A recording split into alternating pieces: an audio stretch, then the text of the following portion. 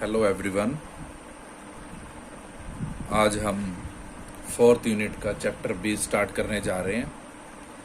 मैं 2 दिन से लेक्चर नहीं ले पाया ड्यू टू सम रीजंस। आज हम कंटिन्यू करते हैं।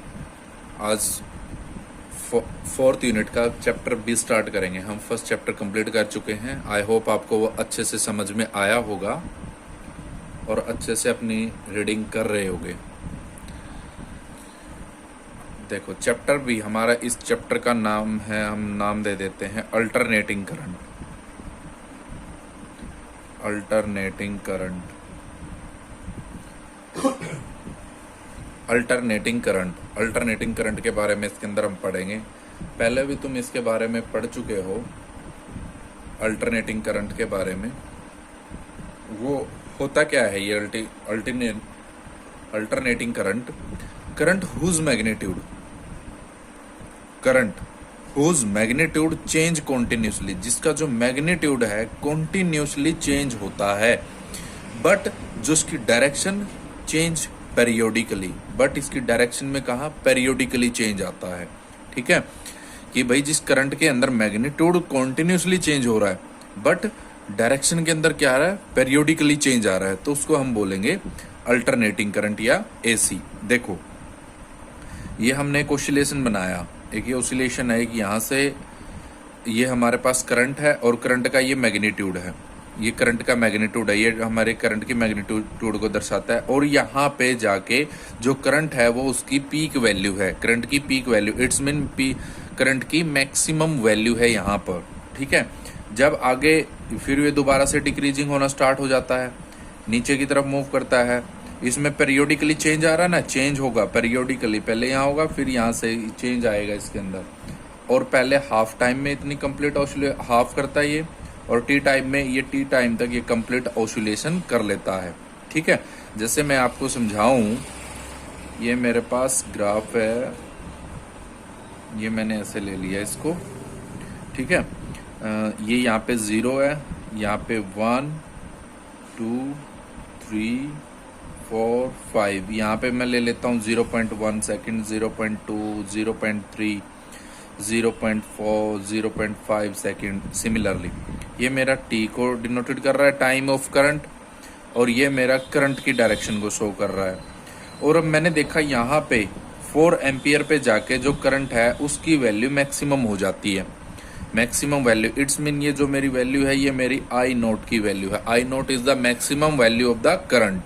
ठीक है, और ये हमारे पास आई की वैल्यू है। तो देखो यहाँ पे 1 एम्पियर करंट है तो 0.1 सेकेंड है, इससे उससे भी कम ही है, इससे 2 एम्पियर करंट है, इसके अंदर देखो चेंज आ रहा है ना मैग्नीट्यूड, ये मेरे मैग्नीट्यूड को डिनोटेड करा रहा है, करंट की मैग्नीट्यूड के अंदर चेंज आ रहा है कॉन्टिन्यूसली।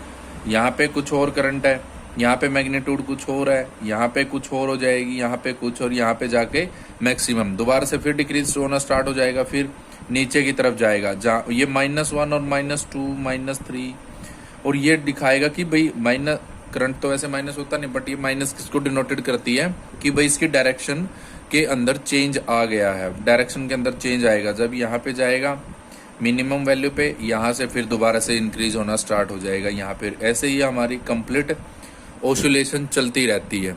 ठीक है, आई होप आपको ये समझ में आ गया होगा, आसान सा है। तो हमारे पास क्या हो जाएगा, it is given by I is equal to I naught sine omega T. ये आई नोट मेरा क्या है, यहाँ पे आई नोट है मेरा maximum value of the current. ठीक है, जो मेरा ये आई नोट है वो क्या है, maximum value of the current. Omega क्या है, एंगुलर फ्रीक्वेंसी, ओमेगा मेरी एंगुलर फ्रीक्वेंसी है, और मैंने आई नोट मैक्सिमम वैल्यू। अब जैसे अल्टरनेटिंग करंट है उसी की तरह ईएमएफ होती है। ईएमएफ क्या है, alternating EMF, EMF whose magnitude change continuously. EMF के अंदर जो वही है सेम, बस उसमें वहां पे करंट आ जाता है, और इसके अंदर हमने ईएमएफ डिनोशन करा दी है। EMF whose magnitude change, EMF जिसका मैग्नीट्यूड चेंज हो रहा है कॉन्टिन्यूसली चेंज हो रहा है, but direction change periodically, direction के अंदर क्या हो रहा है, पेरियोडिकली चेंज आ रहा है, तो is known as alternating current. तो हमारा ये अल्टरनेटिंग करंट होगा, वही हमने ये ईएमएफ डिनोटेड करा दी है।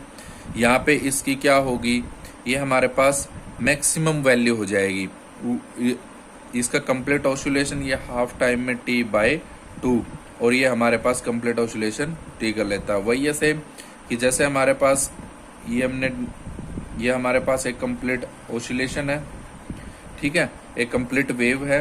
अब यहाँ पे ईएमएफ, यहाँ पे मैं टाइम से डिनोट 0.1 सेकेंड, 0.2 सेकेंड, 0.3, 0.4, 0.5, सिमिलरली ऐसे ये टी, ये मेरा ई को डिनोटेड करा रहा है, मतलब ईएमएफ को डिनोटेड करा रहा है।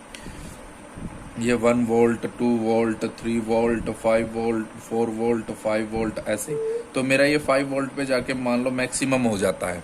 5 वोल्ट पे जाके तो हम यहाँ पे ये वैल्यू लेंगे, ये मेरी क्या है, मैक्सिमम वैल्यू ऑफ ईएमएफ, ठीक है। ई नोट किससे 5, तो हमारे पास ई नोट की वैल्यू क्या होगी, 5 वोल्ट होगी, ठीक है। और ऐसे पेरियोडिकली उसके अंदर क्या आता है, चेंज आ रहा है।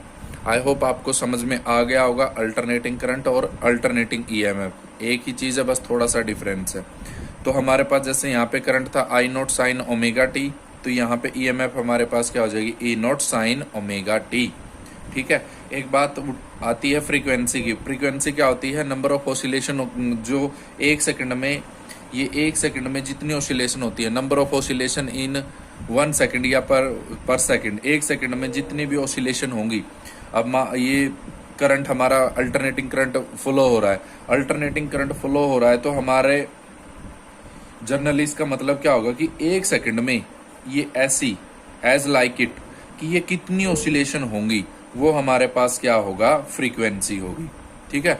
Number of oscillation in 1 second, तो फ्रीक्वेंसी का फॉर्मूला 1/t होता है, ठीक है।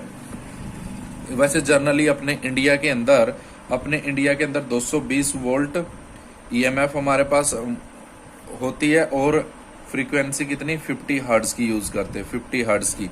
ये हमारे पास 50 हर्ट्ज, इसका मतलब क्या होता है कि भाई एक सेकंड में इतनी ऑसिलेशन होती हैं, एक सेकंड में ऑसिलेशन कितनी होती है, 50 हर्ट्ज की, 50 हर्ट्ज की, एक सेकंड में ऑसिलेशन कितने की होती है, 50 हर्ट्ज की। तो हमारे पास इसका क्या होगा, इसको जर्नली हमने चेंज किया है बस, ठीक है। हमारे इंडिया के अंदर तो 50 हर्ट्ज और 220 वोल्ट होती है, बट यूएसए के अंदर क्या होती है, यूएसए के अंदर 110 वोल्ट ईएमएफ और ये हमारे पास 60 हर्ट्ज की वहां पे फ्रीक्वेंसी होती है, 60 हर्ट्ज की फ्रीक्वेंसी होती है, ठीक है। कि मतलब पर ऑसिलेशन में कितने, 60 हर्ट्ज, एक सेकंड में 60 हर्ट्ज की हमारे पास क्या होती है, वहां पे ऑसिलेशन होती है, कि मतलब एक सेकंड में इतनी 60 वेव बनती है वहां पे, और अपने इंडिया में एक सेकंड में इतनी 50 वेव बनती है। इसका मतलब ये है, ठीक है। The general voltage in India is given 220 volt और 50 हर्ट्ज। यूएसए के अंदर कितनी है, 110 है, ठीक है। आई होप आपको ये समझ में आ गया होगा। आगे बढ़ते हैं, थोड़ा सा बात कर लेते हैं डायरेक्ट करंट के बारे में। डायरेक्ट करंट होता क्या है, या स्टेडी करंट भी इसको बोल देते हैं। Current whose magnitude and direction remain same, जिसका करंट, ये हमारे पास करंट है, उसका मैग्नीट्यूड और डायरेक्शन सेम हो, मतलब ये हमारे पास ये मैग्नीट्यूड को रिप्रेजेंटेशन करा रहा है, ये टाइम को रिप्रेजेंट करा रहा है। हमारे अंदर देखो टाइम के अंदर तो चेंज आ रहा है, बट मैग्नीट्यूड हमारा इसका कितना, 5 एम्पियर रह रहा है। इतने टाइम में भी ये यहाँ पे 5 एम्पियर है, यहाँ पे 0.2 सेकंड में भी हमारे पास 5 एम्पियर है, 0.3 सेकंड में भी 5, मतलब इसकी करंट की मैग्नीट्यूड के अंदर कोई चेंज नहीं आ रहा है, डायरेक्शन उसकी सेम ही रहेगी, तो उसको बोलते हैं स्टेडी करंट या डायरेक्ट करंट। तो हमारे पास अगर इसकी चेंज नहीं आ रहा है, टाइम में इसमें चेंज ही नहीं आ रहा है, तो क्या होगा, हमारे पास इसकी फ्रीक्वेंसी क्या होगी, 0, क्योंकि यहाँ पे कोई ऑसिलेशन, ये इस टाइप की ऑसिलेशन तो कोई बन ही नहीं रही है। हमारे पास करंट क्या जा रहा है, स्ट्रेट जा रहा है, करंट हमारा एक ही डायरेक्शन में जा रहा है और सेम करंट फॉलो हो रहा है, उसके अंदर कोई ऑसिलेशन नहीं हो रहा है। ऑसिलेशन नहीं हो रहा है तो उसकी कोई फ्रीक्वेंसी नहीं होगी, इट्स मीन हमारी फ्रीक्वेंसी क्या होगी, 0। तो हमारी फ्रीक्वेंसी क्या हो जाएगी, और फ्रीक्वेंसी का हमारा फॉर्मूला क्या होता है, 1/t, या इसको अगर हम t निकालना चाहे 1/f हो जाएगा। f की वैल्यू अगर 0 रखते हैं तो हमारे पास समथिंग अपॉन 0, समथिंग अपॉन 0 क्या होता है, इनफाइनाइट। तो हमारे पास इसकी टाइम पीरियड क्या होता है, इनफाइनाइट। वैसे ये जनरली आपसे उस मल्टीपल चॉइस क्वेश्चन में पूछ लिया जाता है कि भाई डायरेक्ट करंट या स्टेडी करंट, उसके टाइम पीरियड क्या होता है, इनफाइनाइट होता है। ये करना है। आई होप आपको ये समझ में आ गया होगा और आपने कंटिन्यू अपना पढ़ते रहना है, क्योंकि यही टाइम है, अगर जो इस टाइम पढ़ेगा ना वो आगे निकल जाएगा। यही टाइम है, बस इसी टाइम थोड़ी सी मेहनत कर लो और वो आपकी मेहनत रंग लाएगी। ठीक है, अगर और अब आगे से आगे इसको शेयर भी किया करो जिससे और बच्चों को भी ये मिल सके। ठीक है, थैंक यू।